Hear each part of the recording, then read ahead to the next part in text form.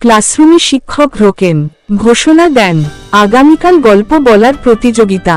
রিফাত ভয় পেয়ে যায়, সে ফিসফিস করে বলল, আমি পারবো না। কখনো কখনো ভয় আমাদের ভেতরের শক্তিকে ঢেকে রাখে। Tiffin time. রিফাত চুপচাপ বসে নিলয় পাশে এসে বলল, তুই পারবি, আমি তোকে প্র্যাকটিস করাবো। রিফাত অবাক হয়ে তাকায়, ধীরে ধীরে তার মুখে হাসি ফোটে। একজন সত্যিকারের বন্ধু তোমার ভয়ের পাশে দাঁড়ায়। স্কুলের মাঠের এক কোণে রিফাত গল্প বলার প্র্যাকটিস করছে। কখনো ভুল করছে, কখনো থেমে যাচ্ছে।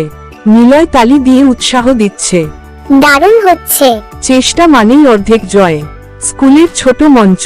রিফাত কাঁপা কাঁপা পায়ে উঠে দাঁড়ায়। দর্শকদের মধ্যে নিলয় হাসিমুখে বসে আছে। রিফাত গভীর শ্বাস নেয়, তারপর আত্মবিশ্বাস নিয়ে গল্প শুরু করে। সাহস মানে ভয় না পাওয়া নয়, ভয়কে জিতিয়ে ফেলা। সবাই হাততালি দিচ্ছে। রিফাতের মুখে উজ্জ্বল হাসি। নিলয় দৌড়ে এসে বলল, আমি জানতাম তুই পারবি। যে বন্ধু তোমাকে বিশ্বাস করে, সে তোমার ভিতরের নায়ককে জাগিয়ে তোলে। বন্ধুত্ব মানে সাহস।